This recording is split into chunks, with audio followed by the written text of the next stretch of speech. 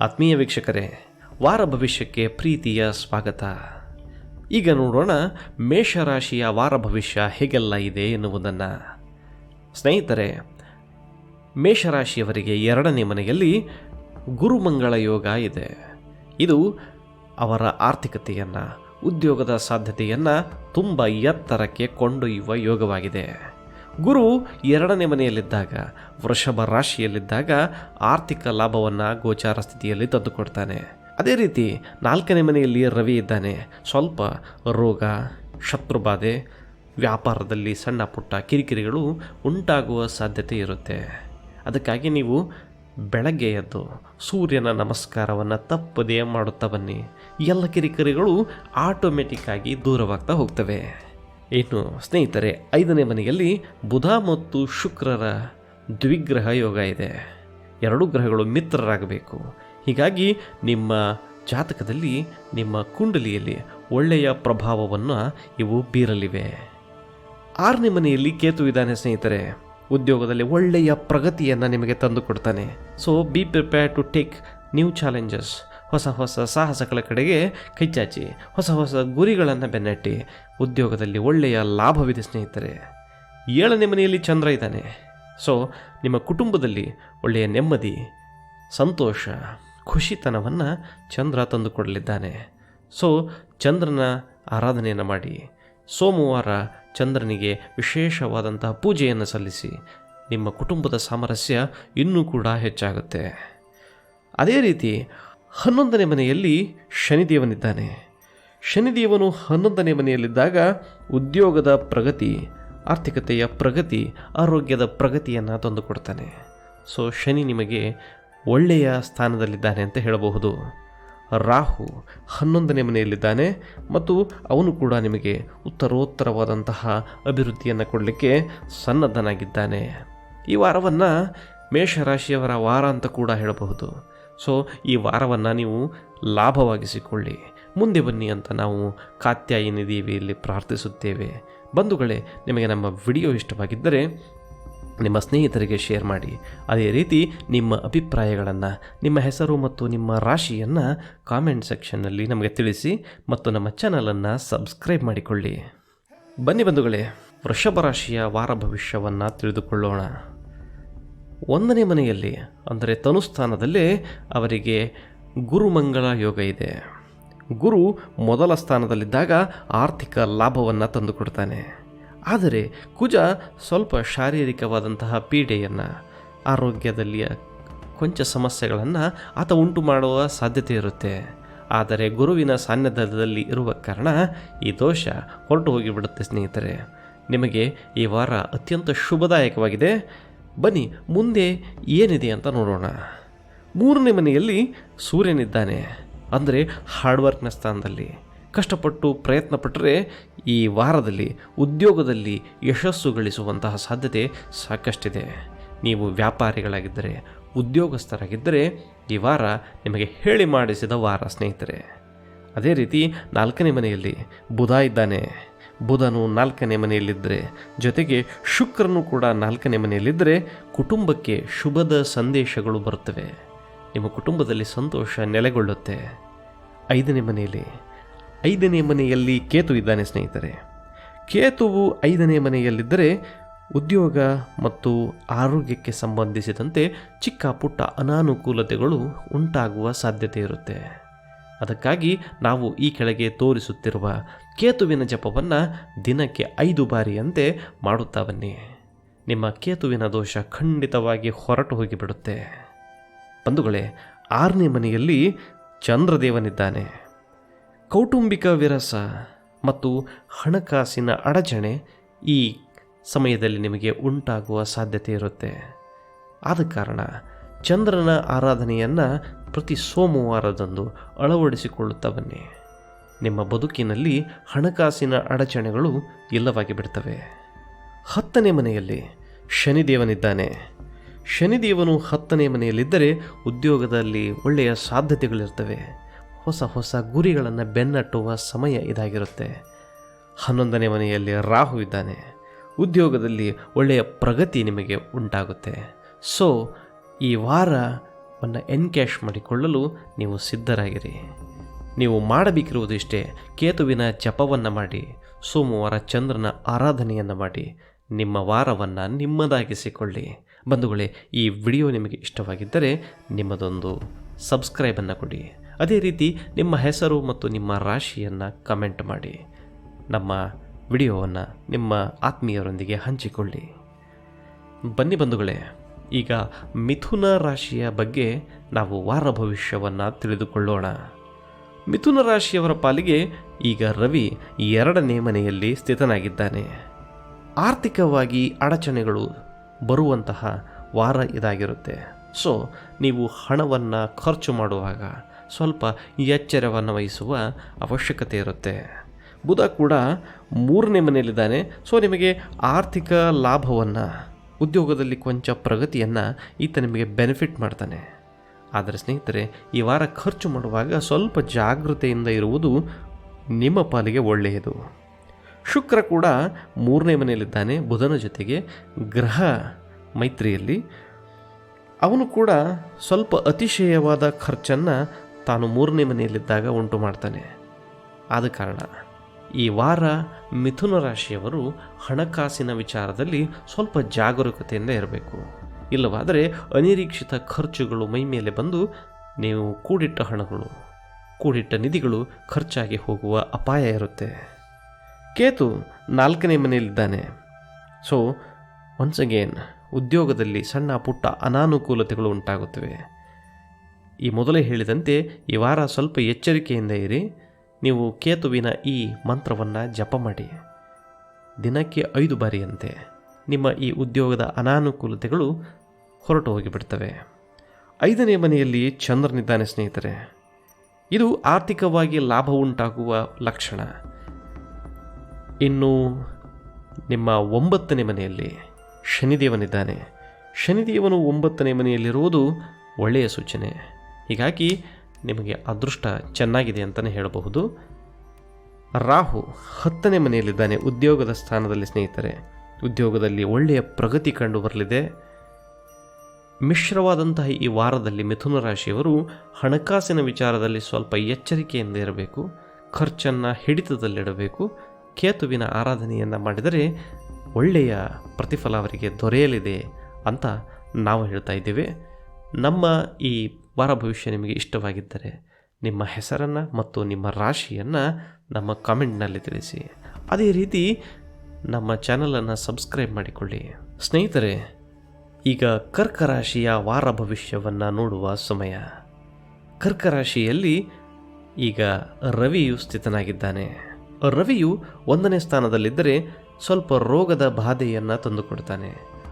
ಸ್ವಲ್ಪ ಶಾರೀರಿಕ ಬೇನೆಗಳನ್ನು ಉಂಟು ಮಾಡ್ತಾನೆ. ಆದ ಕಾರಣ ಆರೋಗ್ಯದ ಬಗ್ಗೆ ಸ್ವಲ್ಪ ಕಾಳಜಿಯನ್ನು ವಹಿಸಿ.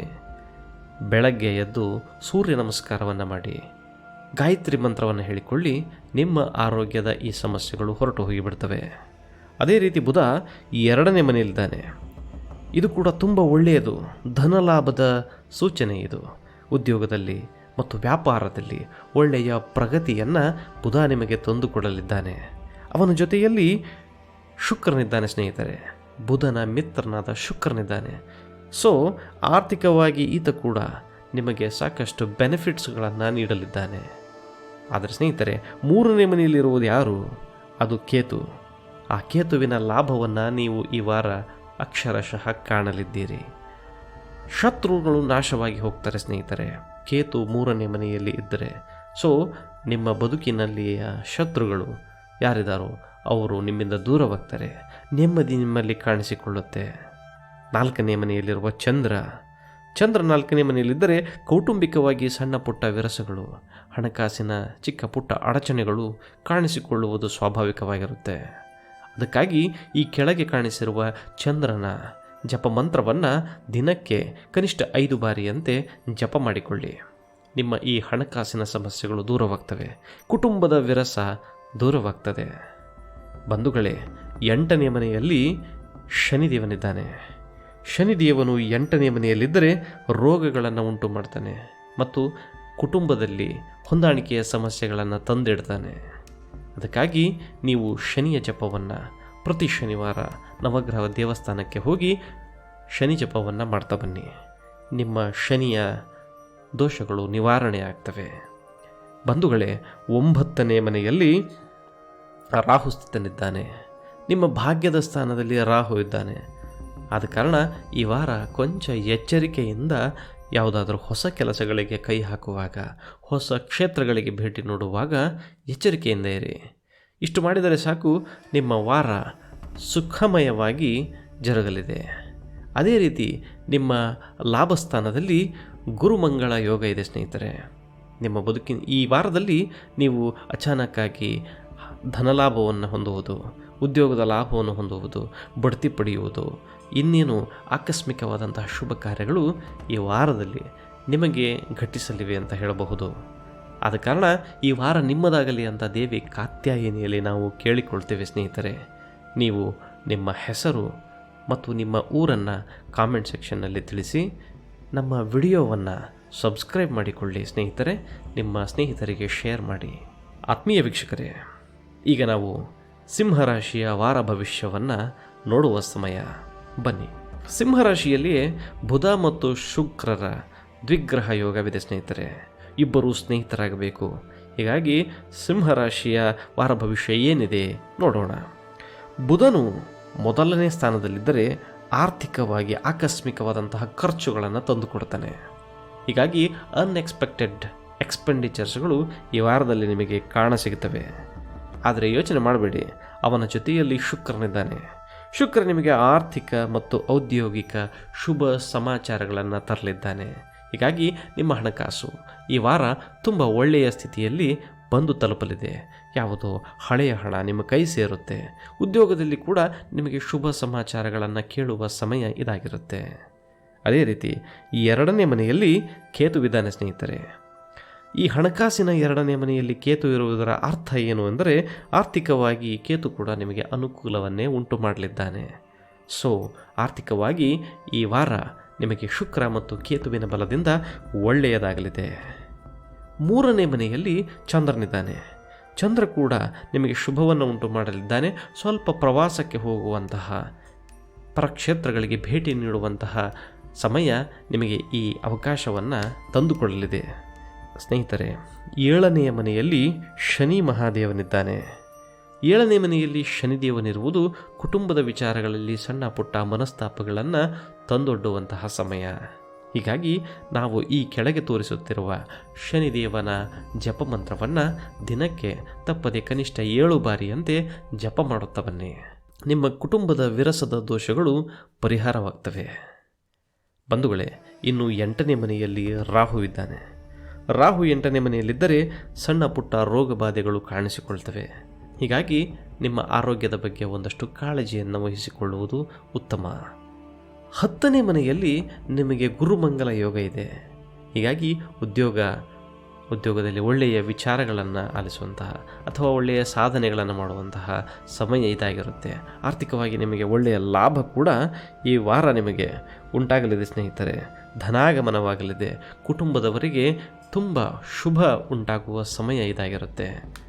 ಬಂಧುಗಳೇ, ನಿಮ್ಮ 12ನೇ ಮನೆಯಲ್ಲಿ ರವಿಯು ಸ್ಥಿತನಾಗಿದ್ದಾನೆ. ರೋಗ, ಶತ್ರು, ಪೀಡೆ, ವ್ಯಾಪಾರದಲ್ಲಿ ಹಾನಿಯನ್ನು ರವಿಯು ಉಂಟು ಮಾಡ್ತಾನೆ. ಹೀಗಾಗಿ ನಾವು ನಿಮಗೆ ತಿಳಿಸುವ ಏಕಮಾತ್ರ ಸರಳವಾದ ಪರಿಹಾರೋಪಾಯ ಏನೆಂದರೆ, ನೀವು ಪ್ರತಿದಿನ ತಪ್ಪದೆ ಗಾಯತ್ರಿ ಮಂತ್ರವನ್ನು ಹೇಳಿಕೊಳ್ತಾ ಬನ್ನಿ. ಸೂರ್ಯ ನಮಸ್ಕಾರವನ್ನು ಮಾಡಿ.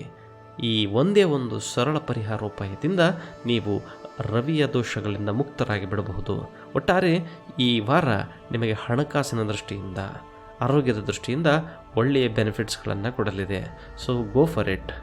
ಬಂಧುಗಳೇ, ನಮ್ಮ ವಿಡಿಯೋ ನಿಮಗೆ ಇಷ್ಟವಾಗಿದ್ದರೆ ನಮ್ಮ ವಿಡಿಯೋವನ್ನು ಲೈಕ್ ಮಾಡಿ ಮತ್ತು ನಿಮ್ಮ ಅಭಿಪ್ರಾಯವನ್ನು ಕಾಮೆಂಟ್ ಮಾಡಿ. ನಿಮ್ಮ ಸ್ನೇಹಿತರಿಗೆ ನಮ್ಮ ವಿಡಿಯೋವನ್ನು ಶೇರ್ ಮಾಡಿ. ಆತ್ಮೀಯ ಸ್ನೇಹಿತರೆ, ಈಗ ಕನ್ಯಾ ರಾಶಿಯ ವಾರ ಭವಿಷ್ಯವನ್ನು ನೋಡುವ ಸಮಯ. ಕನ್ಯಾ ರಾಶಿಯಲ್ಲೇ ಈಗ ಕೇತು ಸ್ಥಿತನಾಗಿದ್ದಾನೆ. ಉದ್ಯೋಗ ಮತ್ತು ಆರ್ಥಿಕ ವಿಚಾರವಾಗಿ ಕೇತು ಮೊದಲನೇ ಸ್ಥಾನದಲ್ಲಿರುವುದು ಅಷ್ಟು ಶುಭ ಸಮಾಚಾರವಲ್ಲ. ಕೇತು ನಿಮಗೆ ಹಣಕಾಸು ಮತ್ತು ಉದ್ಯೋಗಕ್ಕೆ ಸಂಬಂಧಿಸಿದಂತೆ ಒಂದಷ್ಟು ಅಡಚಣೆಗಳನ್ನು ಉಂಟು ಮಾಡಲಿದ್ದಾನೆ. ಸೊ ನಾವು ಈ ಕೆಳಗೆ ತೋರಿಸುತ್ತಿರುವ ಕೇತು ಮಂತ್ರವನ್ನು ದಿನಕ್ಕೆ ಕನಿಷ್ಠ 5 ಬಾರಿಯಂತೆ ಜಪ ಮಾಡುತ್ತಾ ಬನ್ನಿ. ಈ ವಾರ ನಿಮಗೆ ಕೇತುವಿನ ಎಲ್ಲ ಬಾಧೆಗಳಿಂದ ಈ ಮಂತ್ರ ನಿಮಗೆ ಮುಕ್ತಿಯನ್ನು ಖಂಡಿತ ಕೊಡಿಸಲಿದೆ. ಸ್ನೇಹಿತರೆ, ಚಂದ್ರನು 2ನೇ ಮನೆಯಲ್ಲಿದ್ದಾನೆ. ಚಂದ್ರ 2ನೇ ಮನೆಯಲ್ಲಿದ್ದರೆ ಶುಭವೋ ಶುಭ, ಆರ್ಥಿಕವಾಗಿ ಶುಭ, ಉದ್ಯೋಗದಲ್ಲಿ ಶುಭ, ಮಾನಸಿಕವಾಗಿ ಶುಭ, ಕುಟುಂಬದಲ್ಲಿ ಶುಭ. ಸೊ ಚಂದ್ರ ಈ ವಾರ ನಿಮ್ಮನ್ನು ಹರಸಿದ್ದಾನೆ ಸ್ನೇಹಿತರೆ. ಅದೇ ರೀತಿ ಇನ್ನು 6ನೇ ಮನೆಯಲ್ಲಿ ಶನಿ ಮಹಾದೇವನಿದ್ದಾನೆ. ಉದ್ಯೋಗದಲ್ಲಿ ಪ್ರಗತಿ ಕಂಡುಬರುತ್ತೆ. ನಿಮ್ಮ ಶತ್ರುಗಳು ಹಿಮ್ಮೆಟ್ತಾರೆ, ದಿಗ್ವಿಜಯ ನಿಮ್ಮದಾಗುತ್ತೆ. ಸೊ ನೀವು ಸಾಹಸಗಳಿಗೆ ಕೈ ಹಾಕಿ ಹೊಸ ಕೆಲಸಗಳಿಗೆ ತೊಡಗಿಕೊಳ್ಳಿ, ಮುಂದುವರಿಯಿರಿ. 7ನೇ ಮನೆಯಲ್ಲಿ ರಾಹು ಇದ್ದಾನೆ. ಸ್ವಲ್ಪ ಕೌಟುಂಬಿಕವಾಗಿ ಭಿನ್ನಾಭಿಪ್ರಾಯಗಳು ಬರಬಹುದು, ಮನಸ್ತಾಪಗಳಾಗಬಹುದು. ಸೊ ದಾಂಪತ್ಯದ ವಿಚಾರದಲ್ಲಿ ಸ್ವಲ್ಪ ಎಚ್ಚರಿಕೆಯನ್ನು ವಹಿಸಿ. 9ನೇ ಮನೆಯಲ್ಲಿ ಭಾಗ್ಯದ ಸ್ಥಾನದಲ್ಲಿ ಗುರು ಮಂಗಳ ಯೋಗ ಇದೆ. ಭಾಗ್ಯ ನಿಮ್ಮದಾಗಿದೆ ಸ್ನೇಹಿತರೆ. ಈ ವಾರ ಕನ್ಯಾ ರಾಶಿಯವರ ಭಾಗ್ಯ ಅಂತ ಹೇಳಬಹುದು. ಗುರು ಮಂಗಳ ಯೋಗ ಇದೆ. ಇದು ಇನ್ನೂ ಒಂದಷ್ಟು ವಾರಗಳ ಕಾಲ ಮುಂದುವರಿಯಲಿದೆ. ಹೀಗಾಗಿ ಗುರು 9ನೇ ಮನೆಯಲ್ಲಿದ್ದರೆ ಅದು ಅತ್ಯಂತ ಶುಭದ ಸಮಯ ಅಂತ ಹೇಳಬಹುದು. ಗುರುಬಲ ಕೂಡ ಉಂಟಾಗಿರುತ್ತೆ. ಜೊತೆಗೆ ಕುಟುಂಬ ಕೂಡ ಸಂತಸವನ್ನು ಕಾಣುವಂತಹ ಸಮಯ. ಕುಜ ಕೂಡ 9ನೇ ಮನೆಯಲ್ಲಿ ವಿಶೇಷವಾದ ದೋಷಗಳನ್ನೇನೂ ಉಂಟು ಮಾಡುವುದಿಲ್ಲ. ಗುರುವಿನ ಸಾನ್ನಿಧ್ಯದಲ್ಲಿ ಇರುವ ಕಾರಣ ಕುಜ ಕೂಡ ನಿಮಗೆ ನೆರವಾಗಲಿದ್ದಾನೆ. ಬಂಧುಗಳೇ, ಇನ್ನು 10ನೇ ಮನೆಯಲ್ಲಿ ರವಿ ಇದ್ದಾನೆ. ನಿಮ್ಮ ಉದ್ಯೋಗದ ಸ್ಥಾನದಲ್ಲಿ ಅವನಿದ್ದಾನೆ. ಹೀಗಾಗಿ ನೌಕರಿಯಲ್ಲಿ ಪ್ರಗತಿಯೇ ಕಂಡುಬರುತ್ತೆ, ಯಶಸ್ಸು ನಿಮ್ಮದಾಗುತ್ತೆ, ನೀವು ಮುಂದುವರಿಯುತ್ತೀರಿ. ರಾಜಕೀಯವಾಗಿ ಸಾಮಾಜಿಕವಾಗಿ ನೀವು ಆ್ಯಕ್ಟಿವ್ ಆಗಿದ್ದರೆ ಈ ವಾರ ನಿಮಗೆ ಒಳ್ಳೆಯ ಫಲಿತಾಂಶ ಸಿಗಲಿದೆ. 12ನೇ ಮನೆಯಲ್ಲಿ ಬುಧ ಮತ್ತು ಶುಕ್ರರ ದ್ವಿಗ್ರಹ ಯೋಗ ಇದೆ. ಇದು ಕೂಡ ಮಿಶ್ರ ಫಲವನ್ನು ನಿಮಗೆ ಕೊಡಲಿದೆ. ಹೀಗಾಗಿ ನೀವು ಈ ವಾರ ಒಳ್ಳೆಯ ಸಾಧ್ಯತೆಗಳನ್ನು ನಿಮ್ಮದಾಗಿಸಿಕೊಳ್ಳುವಂತಹ ಸಮಯ ನಿಮ್ಮದಾಗಿದೆ ಸ್ನೇಹಿತರೆ. ಬಂಧುಗಳೇ, ನಮ್ಮ ಈ ವಿಡಿಯೋ ನಿಮಗೆ ಇಷ್ಟವಾಗಿದ್ದರೆ ನಿಮ್ಮದೊಂದು ಲೈಕ್ ಕೊಡಿ. ಅದೇ ರೀತಿ ಈ ವಿಡಿಯೋವನ್ನು ನಿಮ್ಮ ಪ್ರೀತಿ ಪಾತ್ರರಿಗೆ ಶೇರ್ ಮಾಡಿ ಮತ್ತು ನಮ್ಮ ಚಾನಲನ್ನು ಸಬ್ಸ್ಕ್ರೈಬ್ ಮಾಡಿಕೊಳ್ಳಿ. ಧನ್ಯವಾದಗಳು ಸ್ನೇಹಿತರೆ. ಬನ್ನಿ, ಇಂದು ನಾವು ತುಲಾರಾಶಿಯ ವಾರ ಭವಿಷ್ಯವನ್ನು ನೋಡೋಣ. ಚಂದ್ರನು ತುಲಾರಾಶಿಯಲ್ಲೇ ಸ್ಥಿತನಾಗಿರುವ ಕಾರಣ ಈ ವಾರ ನಿಮಗೆ ಅತ್ಯಂತ ಶುಭದ ವಾರವಾಗಿದೆ ಅಂತ ಹೇಳಬಹುದು. ಅದೇ ರೀತಿ ಈ ವಾರ ನಿಮಗೆ ಪ್ರವಾಸಕ್ಕೆ ಹೋಗುವ, ಬೇರೆ ಕ್ಷೇತ್ರಗಳಿಗೆ, ಬೇರೆ ಸ್ಥಳಗಳಿಗೆ ಭೇಟಿ ಕೊಡುವಂತಹ ಅವಕಾಶ ಒದಗಿ ಬರುವ ಸಾಕಷ್ಟು ಸಂಭವನೀಯತೆ ಇದೆ. ಅದೇ ರೀತಿ 5ನೇ ಮನೆಯಲ್ಲಿ ಶನಿ ಇರುವ ಕಾರಣ ಉದ್ಯೋಗ ಮತ್ತು ಆರ್ಥಿಕವಾಗಿ ಸ್ವಲ್ಪ ಅನಾನುಕೂಲತೆಗಳು ಉಂಟಾಗುವ ಸಾಧ್ಯತೆ ಇರುತ್ತೆ. ನೀವು ಶನಿ ಮಹಾದೇವನ ದರ್ಶನವನ್ನು ಮಾಡಿ, ನವಗ್ರಹ ದೇವಸ್ಥಾನಕ್ಕೆ ಭೇಟಿ ನೀಡಿ ಅಲ್ಲಿ ಶನಿ ಮಹಾದೇವನ ದರ್ಶನವನ್ನು ಮಾಡಿ ಈ ಕೆಳಗೆ ತೋರಿಸುತ್ತಿರುವ ಶನಿ ಮಂತ್ರವನ್ನು ಜಪವನ್ನು ಮಾಡಿ. ಶನಿ ದೋಷವು ಹೊರಟು ಹೋಗಿಬಿಡುತ್ತೆ, ನೆಮ್ಮದಿಯ ಬದುಕು ನಿಮ್ಮದಾಗುತ್ತೆ. ಅದೇ ರೀತಿ 6ನೇ ಮನೆಯಲ್ಲಿ ರಾಹು ಇದ್ದಾನೆ ಸ್ನೇಹಿತರೆ. ಅದು ನಿಮಗೆ ಆರ್ಥಿಕವಾಗಿ ಮತ್ತು ಔದ್ಯೋಗಿಕವಾಗಿ ಒಂದು ರೀತಿಯಾದಂಥ ಸ್ಟೆಬಿಲಿಟಿಯನ್ನು ಆತ ತಂದುಕೊಡ್ತಾನೆ. ಬಂಧುಗಳೇ, 8ನೇ ಮನೆಯಲ್ಲಿ ಗುರು ಮತ್ತು ಮಂಗಲ ಯೋಗ ಇದೆ. ಮಂಗಳ 8ನೇ ರಾಶಿಯಲ್ಲಿ ಇದ್ದರೆ, 8ನೇ ಸ್ಥಾನದಲ್ಲಿದ್ದರೆ ರೋಗವನ್ನು, ಕಲಹವನ್ನು, ಮನಸ್ತಾಪಗಳನ್ನು ತಂದಿಡ್ತಾನೆ. ಸೊ ಈ ವಾರ ನೀವು ಮಾತು ಬೆಳ್ಳಿ, ಮೌನ ಬಂಗಾರ ಎನ್ನುವಂತೆ ನೀವಿದ್ದರೆ ನಿಮ್ಮ ಈ ಕುಜದೋಷದ ಸಮಸ್ಯೆಗಳು ಕಡಿಮೆಯಾಗಿಬಿಡ್ತವೆ ಅಂತ ಹೇಳಬಹುದು. ಗುರು 8ನೇ ಮನೆಯನ್ನು ನೋಡ್ತಾ ಇದ್ದರೆ ಅದು ಕೂಡ ಆರ್ಥಿಕ ಮತ್ತು ಕೌಟುಂಬಿಕ ಸಮಸ್ಯೆಯನ್ನು ತಂದುಕೊಡುತ್ತೆ. ಸೊ ಈ ವಾರ ನಿಮಗೆ ಈ 2 ವಿಚಾರಕ್ಕೆ ಸಂಬಂಧಿಸಿದಂತೆ, ಆರ್ಥಿಕ ಮತ್ತು ಕೌಟುಂಬಿಕ ವಿಚಾರಕ್ಕೆ ಸಂಬಂಧಿಸಿದಂತೆ ಒಂದಷ್ಟು ಸಮಸ್ಯೆಗಳು ಖಂಡಿತವಾಗಿ ಎದುರುಗೊಳ್ತವೆ. ನೀವು ಅದನ್ನು ಗಟ್ಟಿ ಮನಸ್ಸಿನಿಂದ ಫೇಸ್ ಮಾಡಿ ಪರಿಹಾರವನ್ನು ನೀವು ಕಂಡುಕೊಳ್ಳಬಹುದು. ಕುಜನ ಈ ಕೆಳಕಾಣಿಸಿದ ಮಂತ್ರವನ್ನು ನೀವು ಜಪ ಮಾಡುತ್ತಾ ಬಂದರೆ ನಿಮ್ಮ ಈ ವಾರದ ಎಲ್ಲ ಸಮಸ್ಯೆಗಳು ಹೊರಟು ಹೋಗಿಬಿಡ್ತವೆ. ಅದೇ ರೀತಿ 10ನೇ ಮನೆಯಲ್ಲಿ ರವಿ ಸ್ಥಿತನಾಗಿದ್ದಾನೆ. 10ನೇ ಮನೆಯಲ್ಲಿ ರವಿ ಉದ್ಯೋಗದಲ್ಲಿ ಯಶಸ್ಸನ್ನು ತಂದುಕೊಡ್ತಾನೆ ಸ್ನೇಹಿತರೆ. ಈ ವಾರ ಉದ್ಯೋಗದಲ್ಲಿ ಹೊಸ ಸಾಧ್ಯತೆಗಳು ನಿಮ್ಮವಾಗ್ತವೆ, ಮುಂದುವರಿಯಿರಿ. ಬಂಧುಗಳೇ, 11ನೇ ಮನೆಯಲ್ಲಿ ಬುಧ ಶುಕ್ರರ ಯೋಗ ಇದೆ. ಇದು ಲಾಭಸ್ಥಾನವಾಗಿರುವ ಕಾರಣ, ಜೊತೆಗೆ ಬುಧನು 11ನೇ ಮನೆಯಲ್ಲಿ ವ್ಯಾಪಾರ ಮತ್ತು ಉದ್ಯೋಗದಲ್ಲಿ ಧನ ಲಾಭವನ್ನು ತಂದುಕೊಡುವ ಶಕ್ತಿ ಹೊಂದಿದ್ದಾನೆ. ಅದೇ ರೀತಿ ಶುಕ್ರ ಕೂಡ 11ನೇ ಮನೆಯಲ್ಲಿ ಆರ್ಥಿಕ ಮತ್ತು ಔದ್ಯೋಗಿಕವಾಗಿ ನಿಮಗೆ ಬೆನಿಫಿಟ್ಸ್ಗಳನ್ನು ಕೊಡ್ತಾನೆ 11ನೇ ಮನೆಯಲ್ಲಿದ್ದಾಗ. ಹೀಗಾಗಿ ಈ ವಾರ ನಿಮಗೆ ಶುಭವಾಗಲಿದೆ ಅಂತ ಹೇಳಬಹುದು. 12ನೇ ಮನೆಯಲ್ಲಿ ಕೇತುವಿದ್ದಾನೆ. ಸ್ವಲ್ಪ ರೋಗ ಮತ್ತು ಕುಟುಂಬದ ವಿರಸ ಇವುಗಳನ್ನು ಆತ ಪ್ರತಿನಿಧಿಸ್ತಾನೆ. ಆದ ಕಾರಣ ನೀವು ಕೇತುವಿನ ಈ ಕೆಳಕಾಣಿಸಿದ ಮಂತ್ರವನ್ನು ದಿನಕ್ಕೆ 5 ಬಾರಿಯಂತೆ ಜಪ ಮಾಡುತ್ತಾ ಬಂದರೆ ನಿಮ್ಮ ಎಲ್ಲ ಆರೋಗ್ಯದ ಸಮಸ್ಯೆಗಳು, ವಿರಸದ ಸಮಸ್ಯೆಗಳು ದೂರವಾಗ್ತವೆ ಸ್ನೇಹಿತರೆ. ಬಂಧುಗಳೇ, ನಿಮಗೆ ನಮ್ಮ ವಿಡಿಯೋ ಇಷ್ಟವಾಗಿದ್ದರೆ ನಿಮ್ಮದೊಂದು ಲೈಕ್ ಕೊಡಿ. ಅದೇ ರೀತಿ ನಿಮ್ಮ ಸ್ನೇಹಿತರಿಗೆ ನಮ್ಮ ವಿಡಿಯೋವನ್ನು ಶೇರ್ ಮಾಡಿ ಮತ್ತು ನಮ್ಮ ಚಾನಲನ್ನು ಸಬ್ಸ್ಕ್ರೈಬ್ ಮಾಡಿಕೊಳ್ಳಿ. ಬಂಧುಗಳೇ, ಈಗ ವೃಶ್ಚಿಕ ರಾಶಿಯವರಿಗೆ 4ನೇ ಮನೆಯಲ್ಲಿ ಶನಿ ಮಹಾದೇವನು ಸ್ಥಿತನಾಗಿದ್ದಾನೆ. ಶನಿದೇವನು 4ನೇ ಮನೆಯಲ್ಲಿದ್ದರೆ ಅದನ್ನು ಉದ್ಯೋಗ ಮತ್ತು ಆರ್ಥಿಕತೆಗೆ ಸಂಬಂಧಿಸಿದಂತೆ, ಹಣಕಾಸಿಗೆ ಸಂಬಂಧಿಸಿದಂತೆ, ಕೆಲಸಕ್ಕೆ ಸಂಬಂಧಿಸಿದಂತೆ ಅನಾನುಕೂಲತೆಗಳನ್ನು ಉಂಟು ಮಾಡುವಂತಹ ಸಮಯ ಅಂತ ಹೇಳಬಹುದು. ಹೀಗಾಗಿ ನೀವು ಶನಿದೇವನ ಆರಾಧನೆಯನ್ನು ಮಾಡಿ, ಶನಿ ದೇವಸ್ಥಾನಕ್ಕೆ ಹೋಗಿ ಬನ್ನಿ ಮತ್ತು ಈ ಕೆಳಕಾಣಿಸಿದ ಶನಿ ಮಂತ್ರವನ್ನು ಕನಿಷ್ಠ ದಿನಕ್ಕೆ 7 ಬಾರಿಯಂತೆ ಜಪ ಮಾಡುತ್ತಾ ಬನ್ನಿ. ಶನಿದೇವನ ಈ ಸಮಸ್ಯೆಗಳು ಕೊಂಚ ಕಡಿಮೆಯಾಗ್ತವೆ. ಅದೇ ರೀತಿ ರಾಹು 5ನೇ ಮನೆಯಲ್ಲಿದ್ದಾನೆ. ರಾಹು ಕೂಡ 5ನೇ ಮನೆಯಲ್ಲಿದ್ದರೆ ಅದೇ ರೀತಿ ಅನಾನುಕೂಲತೆಗಳನ್ನೇ ಉಂಟು ಮಾಡ್ತಾನೆ ನಿಮ್ಮ ಹಣಕಾಸು ಮತ್ತು ಉದ್ಯೋಗ ಕೆಲಸಕ್ಕೆ ಸಂಬಂಧಿಸಿದಂತೆ. 7ನೇ ಮನೆಯಲ್ಲಿ ಗುರುಮಂಗಳ ಯೋಗ ಇದೆ. ಇದು ನಿಮ್ಮ ಕೌಟುಂಬಿಕ ಹೊಂದಾಣಿಕೆಯಲ್ಲಿ, ಸಾಮರಸ್ಯದಲ್ಲಿ ಒಂದಷ್ಟು ಅಡಚಣೆಗಳನ್ನು ಉಂಟು ಮಾಡಲಿದೆ. ಕುಜ 7ನೇ ಮನೆಯನ್ನು ನೋಡಿದರೆ ಅಲ್ಲಿ ಮನಸ್ತಾಪಗಳು, ಕಿರಿಕಿರಿಗಳು ಸ್ವಾಭಾವಿಕವಾಗಿಯೇ ಉಂಟಾಗುತ್ತವೆ. ಆದರೆ ಗುರು ಕೂಡ ನೋಡ್ತಾ ಇರೋ ಕಾರಣಕ್ಕೆ ಒಂದು ಶುಭವಾದಂಥ ಧನಾಗಮನದ ಯೋಗ ಕೂಡ ಉಂಟಾಗುತ್ತೆ. ಮಿತ್ರರೇ, 9ನೇ ಮನೆಯಲ್ಲಿ ಭಾಗ್ಯದ ಸ್ಥಾನದಲ್ಲಿ ರವಿ ಇದ್ದಾನೆ. ರವಿಯು 9ನೇ ಮನೆಯಲ್ಲಿದ್ದರೆ ಕೌಟುಂಬಿಕವಾಗಿ ಸ್ವಲ್ಪ ತೊಂದರೆಗಳು ಕಾಣಿಸಿಕೊಳ್ತವೆ, ಆದರೆ ಧನಾಗಮನ ಕೂಡ ಆಗುತ್ತೆ. ಹೀಗಾಗಿ ಕುಟುಂಬದ ಹೊಂದಾಣಿಕೆಯನ್ನು ಉಳಿಸಿಕೊಳ್ಳುವ ಬಗ್ಗೆ ಎಚ್ಚರಿಕೆಯಿಂದ ಇರಿ. ಮತ್ತು 10ನೇ ಮನೆಯಲ್ಲಿ ಬುಧ ಮತ್ತು ಶುಕ್ರರ ಸಂಯೋಗವಿದೆ. ಬುಧ ಸ್ವಲ್ಪ ಖರ್ಚನ್ನು ಹೆಚ್ಚು ಮಾಡುವಂತಹ ಸಾಧ್ಯತೆ ಇದೆ. ಅದೇ ರೀತಿ ಶುಕ್ರ ಮಿಶ್ರ ಫಲಗಳನ್ನು ನಿಮಗೆ ಕೊಡ್ತಾನೆ. ಹೀಗಾಗಿ ಈ ಅವಧಿಯಲ್ಲಿ ನೀವು ಹಣಕಾಸಿನ ಬಗ್ಗೆ ಸ್ವಲ್ಪ ಎಚ್ಚರಿಕೆಯಿಂದ ಇರುವುದು ಯಾವತ್ತಿಗೂ ಒಳ್ಳೆಯದು. ಬಂಧುಗಳೇ, 11ನೇ ಮನೆಯಲ್ಲಿ ನಿಮ್ಮ ಲಾಭದ ಸ್ಥಾನದಲ್ಲಿ ಕೇತುವಿದ್ದಾನೆ. ಉದ್ಯೋಗದಲ್ಲಿ ಮತ್ತು ಆರ್ಥಿಕತೆಯಲ್ಲಿ ಈತ ಸ್ಟೆಬಿಲಿಟಿಯನ್ನು ತಂದುಕೊಡ್ತಾನೆ, ಪ್ರಗತಿಯನ್ನು ಉಂಟು ಮಾಡ್ತಾನೆ. ಚಂದ್ರನು 12ನೇ ಮನೆಯಲ್ಲಿದ್ದಾನೆ. ಆರ್ಥಿಕವಾಗಿ ಹಾನಿಯನ್ನು ಉಂಟು ಮಾಡುವಂತಹ ಸ್ಥಾನ ಇದು. ಹೀಗಾಗಿ ನೀವು ಚಂದ್ರನ ಈ ಜಪವನ್ನು ಮಾಡುತ್ತಾ ಬನ್ನಿ. ದಿನಕ್ಕೆ ಕನಿಷ್ಠ 5 ಬಾರಿಯಂತೆ, ಅಂದರೆ ಚಂದ್ರನ ದೋಷಗಳು ಹೊರಟು ಹೋಗ್ತವೆ. ಒಟ್ಟಾರೆಯಾಗಿ ಹೇಳಬೇಕು ಅಂದರೆ ಈ ವಾರದಲ್ಲಿ ನಿಮಗೆ ಮಿಶ್ರ ಫಲಗಳಿವೆ ಸ್ನೇಹಿತರೆ. ಕುಟುಂಬದಲ್ಲಿ ಸಣ್ಣ ಪುಟ್ಟ ಮನಸ್ತಾಪಗಳು ಮತ್ತು ಆರ್ಥಿಕವಾಗಿ ಮತ್ತು ಔದ್ಯೋಗಿಕವಾಗಿ ಸಣ್ಣ ಪುಟ್ಟ ಚಾಲೆಂಜಸ್ಗಳು ಬರುವಂಥ ಸಮಯ. ಅದೇ ರೀತಿ ಗುರುವಿನ ದೃಷ್ಟಿಯಿಂದ ಧನಾಗಮನವಾಗುವ ಸಾಧ್ಯತೆ ಇದೆ. ಮಿಶ್ರ ಫಲಗಳಿರುವ ಈ ವಾರದಲ್ಲಿ ದೇವಿ ಕಾತ್ಯಾಯಿನಿಯ ಆಶೀರ್ವಾದ ನಿಮ್ಮ ಮೇಲಿರಲಿ ಅಂತ ನಾವು ಬೇಡಿಕೊಳ್ತೇವೆ. ಬಂಧುಗಳೇ, ನಿಮಗೆ ವಿಡಿಯೋ ಇಷ್ಟವಾಗಿದ್ದರೆ ನಮ್ಮ ಚಾನಲನ್ನು ಸಬ್ಸ್ಕ್ರೈಬ್ ಮಾಡಿಕೊಳ್ಳಿ ಅಂತ ಕೇಳ್ತೇವೆ. ಧನ್ಯವಾದಗಳು. ಆತ್ಮೀಯ ಬಂಧುಗಳೇ, ಧನುರಾಶಿಯ ವಾರ ಭವಿಷ್ಯವನ್ನು ನೋಡುವ ಸಮಯ ಈಗ. ಧನುರಾಶಿಯವರಿಗೆ ಶನಿದೇವನು 3ನೇ ಸ್ಥಾನದಲ್ಲಿ ಸ್ಥಿತನಾಗಿದ್ದಾನೆ, ಹಾರ್ಡ್ ವರ್ಕ್, ಪರಾಕ್ರಮದ ಸ್ಥಾನದಲ್ಲಿ. ಹೀಗಾಗಿ ನಿಮ್ಮ ಶತ್ರುಗಳ ನಾಶವಾಗುತ್ತೆ, ಶತ್ರುಗಳು ಹಿಮ್ಮೆಟ್ಟುತ್ತಾರೆ. ನಿಮ್ಮ ಬದುಕಿನಲ್ಲಿ ನೀವು ಮುಂದೆ ಹೆಜ್ಜೆ ಇಡಲಿಕ್ಕೆ ಸಾಕಷ್ಟು ಅನುಕೂಲತೆಗಳನ್ನು ಶನಿದೇವನು ಉಂಟು ಮಾಡಲಿದ್ದಾನೆ ಮತ್ತು ಇದು ಮುಂದಿನ 1 ವರ್ಷಗಳ ಕಾಲ ಇರಲಿದೆ. 4ನೇ ಮನೆಯಲ್ಲಿ ರಾಹು ಇದ್ದಾನೆ. ರಾಹು 4ನೇ ಮನೆಯಲ್ಲಿದ್ದರೆ ಸ್ವಲ್ಪ ನಿಮ್ಮ ಕೆಲಸಕ್ಕೆ ಸಂಬಂಧಿಸಿದಂತೆ ಮತ್ತು ಹಣಕಾಸಿಗೆ ಸಂಬಂಧಿಸಿದಂತೆ ಸಣ್ಣ ಪುಟ್ಟ ಅಡಚಣೆಗಳು ಕಂಡುಬರ್ತವೆ. ಹೀಗಾಗಿ ಸ್ವಲ್ಪ ಜಾಗ್ರತೆಯಿಂದ ಇರಿ ಮತ್ತು ಈ ಕೆಳಕಾಣಿಸಿದ ರಾಹು ಮಂತ್ರವನ್ನು ಜಪ ಮಾಡ್ತಾ ಬನ್ನಿ.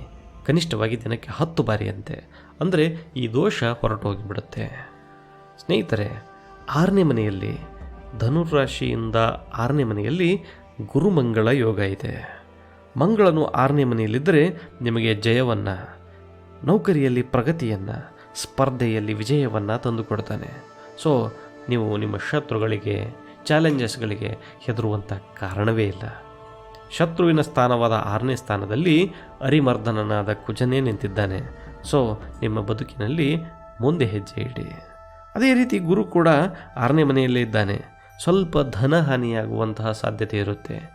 ಜಿದ್ದು ಜಿನಗಾನಿಗೆ ಮೂಲ ಅಂತ ಹೇಳ್ತಾರಲ್ಲ, ನೀವು ಹಠಕ್ಕೆ ಬಿದ್ದು ಹಣ ಕಳೆದುಕೊಳ್ಳುವಂಥ ಸಾಧ್ಯತೆ ಇರುತ್ತೆ. ಹಾಗಾಗಿ ಈ ವಿಷಯದ ಬಗ್ಗೆ ಎಚ್ಚರಿಕೆಯಿಂದ ಇರಿ. ಇನ್ನು 8ನೇ ಮನೆಯಲ್ಲಿ ರವಿಯು ಸ್ಥಿತನಾಗಿದ್ದಾನೆ. ಈಗ ಈ ವಾರದಲ್ಲಿ ಸ್ವಲ್ಪ ವ್ಯವಹಾರದಲ್ಲಿ ಹಾನಿಯಾಗುವ ಮತ್ತು ಸಣ್ಣ ಪುಟ್ಟ ರೋಗಗಳಿಗೆ ನೀವು ಬಲಿಯಾಗುವಂತಹ ಲಕ್ಷಣಗಳು ಕಂಡುಬರ್ತವೆ. ಹೀಗಾಗಿ ಆರೋಗ್ಯದ ಬಗ್ಗೆ ಕಾಳಜಿ ವಹಿಸಿ. ರವಿಯು ಅಶುಭವಾದಂಥ ಸ್ಥಾನದಲ್ಲಿರುವ ಕಾರಣಕ್ಕೆ ಈ ಕೆಳ ಕಾಣಿಸಿದ ರವಿ ಮಂತ್ರವನ್ನು ದಿನಕ್ಕೆ ಕನಿಷ್ಠ 5 ಬಾರಿಯಂತೆ ಜಪ ಮಾಡ್ತಾ ಬನ್ನಿ. ಅಂದರೆ ನಿಮ್ಮ ಆರೋಗ್ಯದ ಮೇಲಿನ ದುಷ್ಪರಿಣಾಮಗಳು ಹೊರಟು ಹೋಗಿಬಿಡ್ತವೆ. ಬಂಧುಗಳೇ, ನಿಮ್ಮ 9ನೇ ಭಾಗ್ಯಸ್ಥಾನದಲ್ಲಿ ಬುಧ ಮತ್ತು ಶುಕ್ರರ ದ್ವಿಗ್ರಹ ಯೋಗ ಇದೆ. 9ನೇ ಮನೆಯಲ್ಲಿ ಬುಧ ಇದ್ದರೆ ಸ್ವಲ್ಪ ಖರ್ಚನ್ನು ಹೆಚ್ಚು ಮಾಡ್ತಾನೆ, ಹಣಕಾಸಿನ ಖರ್ಚು ಬರುತ್ತೆ. ಅದೇ ರೀತಿ ಶುಕ್ರ ನಿಮ್ಮ ವೈವಾಹಿಕ ಜೀವನದಲ್ಲಿ ಶುಭವನ್ನು ಉಂಟು ಮಾಡ್ತಾನೆ. ಹೀಗಾಗಿ ಕುಟುಂಬದಲ್ಲಿ ಸಾಮರಸ್ಯ ಕಡಿಮೆ ಇತ್ತು ಅಂತಂದರೆ ಈ ವಾರದಲ್ಲಿ ಆ ಸಾಮರಸ್ಯ ಮರುಪೂರ್ಣಗೊಳ್ಳುತ್ತೆ, ಬ್ಯಾಲೆನ್ಸ್ ಔಟ್ ಆಗುತ್ತೆ. ಬಂಧುಗಳೇ, ನಿಮ್ಮ 10ನೇ ಮನೆಯಲ್ಲಿ ಸ್ವಯಂ ಕೇತು ದೇವನು ಸ್ಥಿತನಾಗಿದ್ದಾನೆ. ಹೀಗಾಗಿ ಈ ವಾರದಲ್ಲಿ ಕೇತುವಿನ ಕೃಪೆಯಿಂದಾಗಿ ಉದ್ಯೋಗದಲ್ಲಿ ಮತ್ತು ಆರ್ಥಿಕತೆಯಲ್ಲಿ ಒಂದಷ್ಟು ಸುಧಾರಣೆಗಳು ಕಂಡು ಬರ್ತವೆ. ನೀವು ಮುಂದುವರಿತೀರಿ ಜೀವನದಲ್ಲಿ. ಹೀಗಾಗಿ ಕೇತುವಿಗೆ ನೀವು ಕೃಪಾಪಾತ್ರರಾಗುತ್ತೀರಿ. ಸ್ನೇಹಿತರೆ, ನಿಮ್ಮ ಲಾಭಸ್ಥಾನದಲ್ಲಿ 11ನೇ ಮನೆಯಲ್ಲಿ ಚಂದ್ರದೇವನು ಸ್ಥಿತನಾಗಿದ್ದಾನೆ. ಆರ್ಥಿಕವಾಗಿ ಇದು ಅತ್ಯಂತ ಶುಭವಾದಂತಹ ಸಮಯ ನಿಮ್ಮದು. ಹಣಕಾಸಿನ ಮುಗ್ಗಟ್ಟುಗಳಿದ್ದರೆ ಸ್ವಲ್ಪ ನಿಮಗೆ ಸಮಾಧಾನ ಸಿಗುತ್ತೆ. ನೀವು ಈಗಾಗಲೇ ಸಾಕಷ್ಟು ಸ್ಥಿತಿವಂತರಾಗಿದ್ದರೆ ಇನ್ನಷ್ಟು ಆರ್ಥಿಕವಾಗಿ ಸ್ಥಿತಿವಂತರಾಗ್ತೀರಿ. ಹೀಗಾಗಿ ಆರ್ಥಿಕವಾಗಿ ಮುನ್ನುಗ್ಗಿ ಅಂತ ನಾವು ಶಿಫಾರಸು ಮಾಡ್ತೀವಿ. ಬಂಧುಗಳೇ, ಈ ವಾರ ಭವಿಷ್ಯ ನಿಮಗೆ ಇಷ್ಟವಾಗಿದ್ದರೆ ನಮ್ಮ ಚಾನಲನ್ನು ಸಬ್ಸ್ಕ್ರೈಬ್ ಮಾಡಿಕೊಳ್ಳಿ ಮತ್ತು ವಿಡಿಯೋವನ್ನು ಲೈಕ್ ಮಾಡಿ. ಧನ್ಯವಾದಗಳು. ಆತ್ಮೀಯ ವೀಕ್ಷಕರೇ, ಈಗ ಮಕರ ರಾಶಿಯ ವಾರ ಭವಿಷ್ಯವನ್ನು ನೋಡುವ ಸಮಯ. ಮಕರ ರಾಶಿಯವರಿಗೆ 2ನೇ ಸ್ಥಾನದಲ್ಲಿ ಸ್ವಯಂ ಶನಿ ಮಹಾದೇವನು ಸ್ಥಿತನಾಗಿದ್ದಾನೆ. ಆರ್ಥಿಕವಾಗಿ ಒಂದಷ್ಟು ಅನಾನುಕೂಲತೆಗಳನ್ನು ಆತ ಉಂಟು ಮಾಡ್ತಾನೆ. ಸಾಡೆ ಸಾತಿಯ ಅನುಭವ ಈ ಕೂಡ ಮಕರ ರಾಶಿಯವರಿಗೆ ನಡೀತಾನೆ ಇದೆ. ಹೀಗಾಗಿ ಶನಿದೇವನ ಬಗ್ಗೆ ಒಂದಷ್ಟು ಕಾಳಜಿಯಿಂದ, ಎಚ್ಚರಿಕೆಯಿಂದ, ಭಕ್ತಿಯಿಂದ, ಭಾವದಿಂದ ಇರಬೇಕಾದಂಥ ಸಮಯ ಮಕರ ರಾಶಿಯವರದು. ಹೀಗಾಗಿ ಈ ಕೆಳ ಕಾಣಿಸಿದ ಶನಿ ಮಂತ್ರವನ್ನು ನೀವು ನಿರಂತರವಾಗಿ ಇನ್ನು 1 ವರ್ಷದ ಕಾಲ ಜಪ ಮಾಡ್ತಾ ಬನ್ನಿ. ಸಾಡೆ ಸಾತಿಯ ಅವಧಿ ಪೂರ್ಣಗೊಳ್ಳುವವರೆಗೆ ನೀವು ನಿರಂತರವಾಗಿ ಮಾಡ್ತಾ ಬಂದರೆ ಶನಿದೇವನ ಈ ವಕ್ರದೃಷ್ಟಿಯ ಬದಲಾಗಿ ಕೃಪಾದೃಷ್ಟಿ ನಿಮ್ಮ ಮೇಲೆ ಬೀಳುತ್ತೆ. ಹೀಗಾಗಿ ಹಣಕಾಸಿಗೆ ಸಂಬಂಧಿಸಿದಂತೆ ಒಳ್ಳೆಯ ಸಮಯ ನಿಮ್ಮದು ಆಗಲಿಕ್ಕೆ ಸಾಧ್ಯ ಇರುತ್ತೆ. 3ನೇ ಮನೆಯಲ್ಲಿ ರಾಹು ಇದ್ದಾನೆ ಸ್ನೇಹಿತರೆ. ಅದು ಶತ್ರು ನಾಶದ ಸೂಚನೆಯನ್ನು ಕೊಡುತ್ತೆ. ಹೀಗಾಗಿ ನಿಮ್ಮ ಶತ್ರುಗಳಿದ್ದರೆ, ನಿಮಗೆ ಆಗದವರಿದ್ದರೆ, ನಿಮ್ಮ ಮೇಲೆ ಮಾಟ, ಮಂತ್ರ, ಯಂತ್ರ, ತಂತ್ರ, ಚಾಡಿ, ಪಿತೂರಿ ಏನನ್ನೇ ಮಾಡುವವರಿದ್ದರೂ ಈಗ ಅವರ ಆಟ ನಿಂತು ಹೋಗುವ ಸಮಯ ಬಂದಿದೆ ಸ್ನೇಹಿತರೆ. ಹೀಗಾಗಿ ಶತ್ರುಗಳ ಮುಂದೆ ನೀವು ವಿಜಯದ ನಗೆಯನ್ನು ಚೆಲ್ಲುವ ಅವಕಾಶವನ್ನು ಈಗ ರಾಹುದೇವನು ನಿಮಗೆ ಒದಗಿಸಿಕೊಡಲಿದ್ದಾನೆ ಅಂತ ಹೇಳಬಹುದು. ಅದೇ ರೀತಿ 5ನೇ ಮನೆಯಲ್ಲಿ ಗುರು ಮಂಗಳ ಯೋಗ ಇದೆ. ಗುರು 5ನೇ ಮನೆಯಲ್ಲಿದ್ದರೆ ಧನಾಗಮನವನ್ನು, ಧನಲಾಭವನ್ನು ಸೂಚಿಸ್ತಾನೆ. ಅದೇ ರೀತಿ ಕುಟುಂಬದಲ್ಲಿ ಬ್ಯಾಲೆನ್ಸನ್ನು, ನೆಮ್ಮದಿಯನ್ನು ಕೂಡ ಸೂಚಿಸ್ತಾನೆ. ಮಂಗಳ ಕೂಡ ಗುರುವಿನ ಸಮೀಪದಲ್ಲಿರುವ ಕಾರಣಕ್ಕೆ ಅದೇ ರೀತಿಯಾದಂಥ ಫಲಗಳನ್ನು ನಿಮಗೆ ಕೊಡಲಿದ್ದಾನೆ. ಸೊ ಹಣ, ಧನ ನಿಮ್ಮ ಪರವಾಗಿ ಬರಲಿದೆ. ಆದರೆ ಶನಿಯ ದೃಷ್ಟಿ ಇರೋ ಕಾರಣಕ್ಕೆ ನೀವು ಶನಿ ಜಪವನ್ನು ಮಾಡಲೇಬೇಕು ಸ್ನೇಹಿತರೆ. ಬಂಧುಗಳೇ, ಅದೇ ರೀತಿ ಮಕರ ರಾಶಿಯವರಿಗೆ 7ನೇ ಸ್ಥಾನದಲ್ಲಿ ಸೂರ್ಯನು ಕುಳಿತಿದ್ದಾನೆ. ಸೂರ್ಯನು 7ನೇ ಮನೆಯಲ್ಲಿದ್ದರೆ ಕೌಟುಂಬಿಕವಾಗಿ ತೊಂದರೆಗಳು, ಗಂಡ ಹೆಂಡತಿಯ ಮಧ್ಯೆ ಅಂಡರ್ಸ್ಟ್ಯಾಂಡಿಂಗ್ ಕಡಿಮೆಯಾಗುವುದು, ಮಕ್ಕಳಿಗೆ ರೋಗ ರುಜಿನಗಳು ಬರುವುದು, ಇಂಥವುಗಳು ಕಾಣಿಸಿಕೊಳ್ಳೋದಕ್ಕೆ ಸ್ಟಾರ್ಟ್ ಆಗ್ತವೆ. ಅದಕ್ಕೆ ನೀವು ಏನು ಮಾಡಬೇಕು ಹಾಗಿದ್ದರೆ, ಬೆಳಗ್ಗೆ ಎದ್ದು ಸೂರ್ಯ ನಮಸ್ಕಾರವನ್ನು ಮಾಡಿ ಗಾಯತ್ರಿ ಮಂತ್ರವನ್ನು ಕನಿಷ್ಠ 5 ಬಾರಿ 10 ಬಾರಿ ಹೇಳ್ತಾ ಬನ್ನಿ. ಇದರಿಂದಾಗಿ ಸೂರ್ಯನ ದೋಷಗಳು ಹೊರಟು ಹೋಗ್ತವೆ, ಆರೋಗ್ಯ ನಿಮ್ಮದಾಗತ್ತೆ, ಕೌಟುಂಬಿಕ ನೆಮ್ಮದಿ ನಿಮ್ಮದಾಗುತ್ತೆ. ಬಂಧುಗಳೇ, 8ನೇ ಸ್ಥಾನ, ಮಾರಕ ಸ್ಥಾನ ಅಂತ ಗುರುತಿಸಲ್ಪಡುವ 8ನೇ ಸ್ಥಾನದಲ್ಲಿ ಬುಧ ಮತ್ತು ಶುಕ್ರರ ದ್ವಿಗ್ರಹ ಯೋಗ ಇದೆ. ಬುಧ 8ನೇ ಮನೆಯಲ್ಲಿದ್ದಾಗ ವ್ಯಾಪಾರ ಮತ್ತು ಉದ್ಯೋಗದಲ್ಲಿ ಹಾನಿಯನ್ನು ಉಂಟು ಮಾಡ್ತಾನೆ. ಹೀಗಾಗಿ ನೀವು ವ್ಯಾಪಾರಸ್ಥರಾಗಿದ್ದರೆ ಅಥವಾ ಉದ್ಯೋಗಸ್ಥರಾಗಿದ್ದರೆ ಈ ವಾರ ಸ್ವಲ್ಪ ಎಚ್ಚರಿಕೆಯಿಂದ ಇರಿ. ಅದೇ ರೀತಿ ಶುಕ್ರ ಕೌಟುಂಬಿಕ ವಿರಸವನ್ನು ಮತ್ತು ಸ್ವಲ್ಪ ಆರ್ಥಿಕ ಖರ್ಚನ್ನು ಹೆಚ್ಚು ಮಾಡ್ತಾನೆ. ಹೀಗಾಗಿ ಅನವಶ್ಯಕವಾದ ಖರ್ಚುಗಳನ್ನು ಕಂಟ್ರೋಲ್ ಮಾಡುವ ಪ್ರಯತ್ನವನ್ನು ಮಾಡಿ ಹಣವನ್ನು ಉಳಿತಾಯ ಮಾಡುವಂತಹ ಸ್ವಭಾವವನ್ನು ರೂಢಿಸಿಕೊಳ್ತಾ ಬನ್ನಿ. ಸ್ನೇಹಿತರೆ, ನಿಮ್ಮ 9ನೇ ಮನೆ ಭಾಗ್ಯದ ಸ್ಥಾನದಲ್ಲಿ ಕೇತು ಸ್ಥಿತನಾಗಿದ್ದಾನೆ. 9ನೇ ಮನೆಯಲ್ಲಿ ಕೇತು ಶುಭವನ್ನು ಉಂಟು ಮಾಡ್ತಾನೆ. ಹೀಗಾಗಿ ಕೇತುವಿನ ಬೆಂಬಲ ನಿಮ್ಮ ಹಿಂದೆ ಇದೆ ಅಂತ ಹೇಳಬಹುದು. ಬಂಧುಗಳೇ, ಚಂದ್ರನು 10ನೇ ಮನೆಯಲ್ಲಿದ್ದಾನೆ. ನಿಮಗೆ ಚಂದ್ರನು 10ನೇ ಮನೆಯಲ್ಲಿದ್ದರೆ ಅದನ್ನು ನೌಕರಿಯಲ್ಲಿ ಪ್ರಗತಿ ಅಂತ ನಾವು ಹೇಳ್ತೀವಿ. ನೀವು ಉದ್ಯೋಗಸ್ಥರಾಗಿದ್ದರೆ ನಿಮಗೆ ಶುಭ ಸಮಾಚಾರಗಳನ್ನು ಕೇಳುವಂತಹ ಸಮಯ ಬರುತ್ತೆ. ನಿಮಗೆ ಒಂದು ಅಪ್ರಿಸಿಯೇಷನ್, ಒಂದು ಗುರುತಿಸುವಿಕೆ, ಪ್ರಮೋಷನ್ ಅಥವಾ ನಿಮ್ಮ ಮೇಲಧಿಕಾರಿಗಳು ಗುರುತಿಸಿ ಮನ್ನಣೆ ಕೊಡುವುದು ಕೂಡ ಈ ವಾರದಲ್ಲಿ ನಡೆಯುವಂತಹ ಸಾಧ್ಯತೆ ದಟ್ಟವಾಗಿರುತ್ತೆ. ಹೀಗಾಗಿ ಒಂದಷ್ಟು ಒಳ್ಳೆಯ ಪ್ರಯತ್ನ ಮಾಡುವುದನ್ನು ನೀವು ರೂಢಿಸಿಕೊಳ್ತಾ ಬನ್ನಿ. ಸ್ನೇಹಿತರೆ, ನಿಮಗೆ ಈ ವಾರ ಭವಿಷ್ಯ ಇಷ್ಟವಾಗಿದ್ದರೆ ನಮ್ಮ ವಿಡಿಯೋಗೆ ಒಂದು ಲೈಕ್ ಕೊಡಿ. ಅದೇ ರೀತಿ ನಮ್ಮ ಚಾನಲನ್ನು ಸಬ್ಸ್ಕ್ರೈಬ್ ಮಾಡಿಕೊಳ್ಳಿ ಮತ್ತು ಈ ವಿಡಿಯೋಗೆ ಓಂ ನಮಃ ಶಿವಾಯ ಎಂದು ಕಾಮೆಂಟ್ ಮಾಡಿ. ಧನ್ಯವಾದಗಳು. ಆತ್ಮೀಯ ವೀಕ್ಷಕರೇ, ಕುಂಭರಾಶಿಯ ವಾರ ಭವಿಷ್ಯವನ್ನು ಕೇಳುವಂತಹ ಸಮಯ ಈಗ ಬಂದಿದೆ. ಸ್ನೇಹಿತರೆ, ಕುಂಭರಾಶಿಯಲ್ಲೇ ಈಗ ಶನಿ ಮಹಾದೇವನು ಸ್ಥಿತನಾಗಿದ್ದಾನೆ. ಹೀಗಾಗಿ ಸಾಡೆ ಸಾತಿ ಅವಧಿಯು ಈಗ ಕುಂಭರಾಶಿಯವರಿಗೆ ನಡೆಯುತ್ತಿದೆ.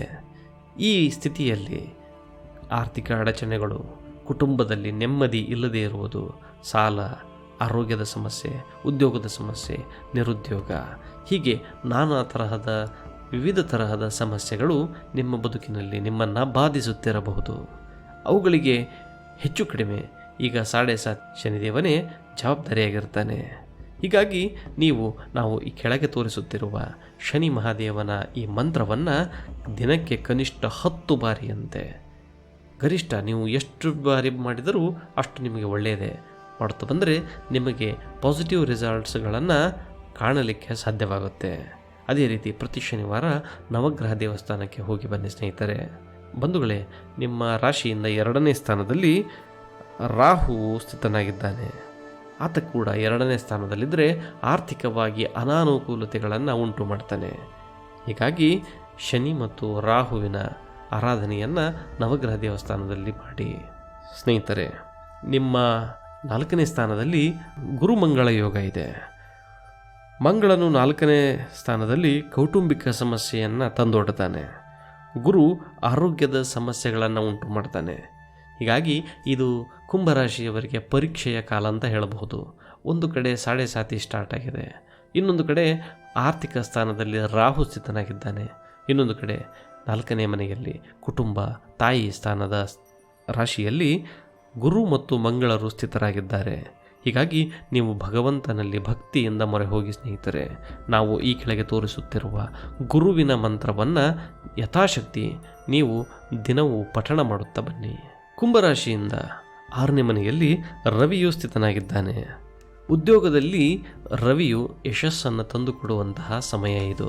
ನಿಮಗೆ ಒಂದಷ್ಟು ಧನಾತ್ಮಕವಾದಂತಹ ಉದ್ಯೋಗಿಕ ಭರವಸೆಗಳು ಈ ಸಮಯದಲ್ಲಿ ಕಾಣಸಿಗ್ತವೆ. ಸ್ನೇಹಿತರೆ, 7ನೇ ಮನೆಯಲ್ಲಿ ಬುಧ ಮತ್ತು ಶುಕ್ರರಿದ್ದಾರೆ.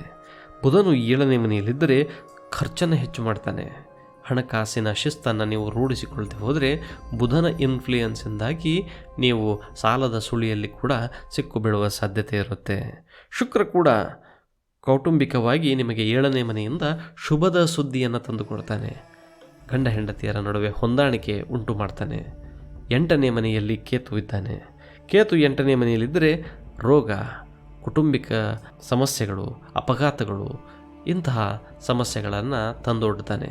ಹೀಗಾಗಿ ಆರೋಗ್ಯದ ಬಗ್ಗೆ ಕಾಳಜಿ ಇರಲಿ, ಅಪಘಾತಗಳ ಬಗ್ಗೆ ಎಚ್ಚರಿಕೆ ಇರಲಿ ಅಂತ ನಾವು ನಿಮಗೆ ತಿಳಿಸ್ಲಿಕ್ಕೆ ಇಷ್ಟಪಡ್ತೀವಿ. ನಂತರದ ಸ್ಥಾನದಲ್ಲಿ 9ನೇ ಸ್ಥಾನದಲ್ಲಿ ಭಾಗ್ಯದ ಸ್ಥಾನದಲ್ಲಿ ಚಂದ್ರನಿದ್ದಾನೆ. ಸ್ನೇಹಿತರೆ, ಚಂದ್ರನು ಭಾಗ್ಯಸ್ಥಾನದಲ್ಲಿದ್ದಾಗ ಕೌಟುಂಬಿಕ ಸೌಖ್ಯ ಉಂಟಾಗುತ್ತೆ. ಅದೇ ರೀತಿ ಪ್ರವಾಸಕ್ಕೆ ತೆರಳುವಂತಹ ಯೋಗಾಯೋಗಗಳು ನಿಮಗೆ ಕೂಡಿ ಬರ್ತವೆ. ಈ ಅವಕಾಶವನ್ನು ಸದುಪಯೋಗಪಡಿಸಿಕೊಳ್ಳಿ. ಹೊಸ ಹೊಸ ಕ್ಷೇತ್ರಗಳಿಗೆ ಭೇಟಿ ನೀಡುವುದು, ಉದ್ಯೋಗವನ್ನು ಅರಸುವಂತಹ ಸಾಧ್ಯತೆಗಳು ನಿಮಗೆ ಈ ಅವಧಿಯಲ್ಲಿ ಒದಗಿ ಬರ್ತವೆ. ಬಂಧುಗಳೇ, ಒಟ್ಟಾರೆ ಹೇಳಬೇಕು ಅಂದರೆ ಕುಂಭರಾಶಿಯವರಿಗೆ ಈಗ ಸಾಡೆ ಸಾತಿಯ ಅವಧಿ. ಹೀಗಾಗಿ ಶನಿದೇವನ ಮತ್ತು ರವಿ ಮಹಾತ್ಮನ ಜಪಗಳನ್ನು ಮಾಡುವ ಮೂಲಕ ಅವರು ತಮ್ಮ ಎಲ್ಲ ಸಮಸ್ಯೆಗಳಿಗೆ ಪರಿಹಾರಗಳನ್ನು ಕಂಡುಕೊಳ್ಳಬಹುದು ಅಂತ ನಾವು ಹೇಳಲಿಕ್ಕೆ ಇಷ್ಟಪಡ್ತೀವಿ. ನಮ್ಮ ಈ ವಾರ ಭವಿಷ್ಯ ನಿಮಗೆ ಇಷ್ಟವಾಗಿದ್ದರೆ ನಮ್ಮ ವಿಡಿಯೋವನ್ನು ಲೈಕ್ ಮಾಡಿ ಮತ್ತು ನಮ್ಮ ಚಾನಲನ್ನು ಸಬ್ಸ್ಕ್ರೈಬ್ ಮಾಡಿ. ಧನ್ಯವಾದಗಳು ಬಂಧುಗಳೇ. ಈಗ ಮೀನ ರಾಶಿಯ ವಾರ ಭವಿಷ್ಯವನ್ನು ಆಲಿಸುವಂತಹ ಸಮಯ. ಬನ್ನಿ. ಮೀನರಾಶಿಯಲ್ಲಿ ಈಗ ರಾಹು ಸ್ಥಿತನಾಗಿದ್ದಾನೆ. ಆರ್ಥಿಕವಾಗಿ ಮತ್ತು ಔದ್ಯೋಗಿಕವಾಗಿ ಕೆಲಸದ ಸ್ಥಳದಲ್ಲಿ ಮತ್ತು ನಿಮ್ಮ ಹಣಕಾಸಿನ ವಿಷಯಕ್ಕೆ ಸಂಬಂಧಿಸಿದಂತೆ ರಾಹು ಒಂದಷ್ಟು ಅನಾನುಕೂಲತೆಗಳನ್ನು, ಡಿಸ್ಟರ್ಬೆನ್ಸನ್ನು ಕ್ರಿಯೇಟ್ ಮಾಡಲಿದ್ದಾನೆ. ಹೀಗಾಗಿ ನಾವು ಈ ಕೆಳಗೆ ಕಾಣಿಸುತ್ತಿರುವ ಈ ರಾಹುವಿನ ಮಂತ್ರವನ್ನು ದಿನಕ್ಕೆ ಕನಿಷ್ಠ 5 ಬಾರಿಯಂತೆ ಜಪ ಮಾಡುತ್ತಾ ಬನ್ನಿ. ಅಂದರೆ ನಿಮ್ಮ ಈ ರಾಹುವಿನ ಸಮಸ್ಯೆಯಿಂದ ನಿಮಗೆ ಖಂಡಿತ ಬಿಡುಗಡೆಯು ದೊರಕುತ್ತೆ. ಮೀನರಾಶಿಯಿಂದ 3ನೇ ರಾಶಿಯಲ್ಲಿ ಕುಜ ಗುರು ದ್ವಿಗ್ರಹ ಯೋಗ ಇದೆ. ಕುಜನು 3ನೇ ಮನೆಯಲ್ಲಿದ್ದರೆ ದ್ರವ್ಯ ಲಾಭವನ್ನು, ಅಂದರೆ ಹಣಕಾಸಿನ ಲಾಭವನ್ನು, ಧನಾಗಮನವನ್ನು ಉಂಟು ಮಾಡ್ತಾನೆ. ಹೀಗಾಗಿ ಹಣ ಗಳಿಸುವಂತಹ, ಹಣವು ನಿಮ್ಮನ್ನು ಹುಡುಕಿಕೊಂಡು ಬರುವಂತಹ ಒಂದು ಸುಸಮಯ ಇದು ಅಂತ ಹೇಳಬಹುದು. ಗುರು ಕೂಡ ಅಲ್ಲೇ ಇದ್ದಾನೆ. ಸೊ ಇದು ಉದ್ಯೋಗದಲ್ಲಿ ಹೊಸ ಸಾಧ್ಯತೆಗಳನ್ನು ಸೂಚಿಸುತ್ತೆ ಸ್ನೇಹಿತರೆ. ಹೀಗಾಗಿ ಗುರುವಿನ ಅನುಗ್ರಹ ನಿಮ್ಮ ಮೇಲಿದೆ. ಅದೇ ರೀತಿ ನಿಮಗೆ ಈಗ ಸಾಡೆ ಸಾತಿ ಕೂಡ ಆರಂಭವಾಗಿದೆ. ಸೊ ಸಾಡೆ ಸಾತಿ ಅವಧಿಯಲ್ಲಿ ನೀವು ಒಂದಷ್ಟು ಎಚ್ಚರಿಕೆಯಿಂದ ಮುಂದೆ ಹೆಜ್ಜೆಗಳನ್ನು ಇಡಬೇಕಾಗುತ್ತೆ. ನಿಮ್ಮ ರಾಶಿಯಿಂದ 5ನೇ ರಾಶಿಯಲ್ಲಿ ರವಿಯು ಸ್ಥಿತನಾಗಿದ್ದಾನೆ. 5ನೇ ಸ್ಥಾನದಲ್ಲಿ ರವಿ ಇದ್ದರೆ ರೋಗ, ಶತ್ರುಬಾಧೆ, ಹಾನಿ ಇಂಥವುಗಳನ್ನು ಉಂಟು ಮಾಡ್ತಾನೆ. ಹೀಗಾಗಿ ಸ್ನೇಹಿತರೆ, ನೀವು ಪ್ರತಿದಿನ ಮುಂಜಾನೆ ಸೂರ್ಯ ನಮಸ್ಕಾರವನ್ನು ಮಾಡಿ ಗಾಯತ್ರಿ ಮಂತ್ರವನ್ನು ಜಪ ಮಾಡುವುದನ್ನು ರೂಢಿ ಮಾಡಿಕೊಳ್ತಾ ಬನ್ನಿ. ಅಂದರೆ ನಿಮ್ಮ ಆರೋಗ್ಯದ ಸಮಸ್ಯೆಗಳು ಖಂಡಿತವಾಗಿ ದೂರವಾಗ್ತವೆ. ಬಂಧುಗಳೇ, ನಿಮ್ಮ 6ನೆಯ ಶತ್ರುಸ್ಥಾನದಲ್ಲಿ ಬುಧ ಮತ್ತು ಶುಕ್ರರ ದ್ವಿಗ್ರಹ ಯೋಗ ಇದೆ. ಅದು ಕೂಡ ಸಿಂಹರಾಶಿಯಲ್ಲಿ. 6ನೇ ಮನೆಯಲ್ಲಿ ಬುಧನಿದ್ದರೆ ವ್ಯಾಪಾರದಲ್ಲಿ ಒಂದಷ್ಟು ಹಾನಿಯನ್ನು, ಉದ್ಯೋಗದಲ್ಲಿ ಒಂದಷ್ಟು ಹಿನ್ನಡೆಯನ್ನು ಆತ ಉಂಟು ಮಾಡ್ತಾನೆ. ಶುಕ್ರ ನಿಮಗೆ ಒಂದು ಕೌಟುಂಬಿಕ ಸ್ಟೆಬಿಲಿಟಿಯನ್ನು ತಂದುಕೊಡ್ತಾನೆ. ಬಂಧುಗಳೇ, ಶನಿ ಮಹಾದೇವನು ನಿಮ್ಮ 12ನೇ ಮನೆಯಲ್ಲಿ ಸ್ಥಿತನಾಗಿದ್ದಾನೆ ಮತ್ತು ನಿಮಗೆ ಸಾಡೆ ಸಾತಿಯನ್ನು ಉಂಟು ಮಾಡ್ತಾ ಇದ್ದಾನೆ. ಹೀಗಾಗಿ ನಿರಂತರವಾಗಿ ನೀವು ಶನಿ ಮಹಾದೇವನ ಜಪವನ್ನು, ಅನುಷ್ಠಾನವನ್ನು ಮಾಡ್ತಾ ಬಂದರೆ ನಿಮ್ಮ ಬದುಕಿನ ಈಗಿರ್ತಕ್ಕಂತಹ ಸಮಸ್ಯೆಗಳು ಇಲ್ಲವಾಗ್ತಾ ಹೋಗ್ತವೆ. ಮತ್ತು ಗುರು ಮಂಗಲ ಯೋಗದಿಂದ ಹೊಸ ಸಾಧ್ಯತೆಗಳು ತೆರೆದುಕೊಳ್ತಾ ಹೋಗ್ತವೆ. ನಿಮ್ಮ ಬದುಕು ಸಂತಸದಿಂದ ಕೂಡಿರಬೇಕು ಅಂದರೆ ನೀವು ರವಿ ಮತ್ತು ಶನಿಯ ಜಪಗಳನ್ನು ಖಂಡಿತವಾಗಿ ತಪ್ಪದೆ ಮಾಡ್ತಾ ಬರಬೇಕಾಗತ್ತೆ. ನಾವು ನಿಮಗೆ ಖರ್ಚಿಲ್ಲದಂತಹ ಪರಿಹಾರೋಪಾಯಗಳನ್ನು ಈ ಮೂಲಕ ಹೇಳಿಕೊಡ್ತಾ ಇದ್ದೇವೆ. ನೀವೇ ಉಚಿತವಾಗಿ ನಿಮ್ಮ ಮನೆಯಲ್ಲೇ ಈ ಪರಿಹಾರೋಪಾಯಗಳನ್ನು ನೀವೇ ಮಾಡಿಕೊಳ್ಳಬಹುದು ಸ್ನೇಹಿತರೆ. ಇವುಗಳನ್ನು ಮಾಡಿಕೊಳ್ಳುವ ಮೂಲಕ ನಿಮ್ಮ ಗ್ರಹದೋಷಗಳನ್ನು ನೀವು ಹೋಗಲಾಡಿಸಿಕೊಳ್ಳಬಹುದು ಮತ್ತು ನಿಮ್ಮ ಭವಿಷ್ಯವನ್ನು ಭದ್ರಪಡಿಸಿಕೊಳ್ಳಬಹುದು. ಬಂಧುಗಳೇ, ಈ ವಿಡಿಯೋ ನಿಮಗೆ ಇಷ್ಟವಾಗಿದ್ದರೆ ಈ ವಿಡಿಯೋಗೆ ಒಂದು ಲೈಕ್ ಕೊಡಿ. ಅದೇ ರೀತಿ ನಿಮ್ಮ ಅಭಿಪ್ರಾಯವನ್ನು ಕಾಮೆಂಟ್ ಮಾಡಿ ಮತ್ತು ನಮ್ಮ ಚಾನಲನ್ನು ಸಬ್ಸ್ಕ್ರೈಬ್ ಮಾಡಿಕೊಳ್ಳಿ ಮತ್ತು ನಿಮ್ಮ ಆಪ್ತರಿಗೆ, ಬಂಧುಗಳಿಗೆ, ಸ್ನೇಹಿತರಿಗೆ ಈ ವಿಡಿಯೋವನ್ನು ಶೇರ್ ಮಾಡಿ. ಧನ್ಯವಾದಗಳು.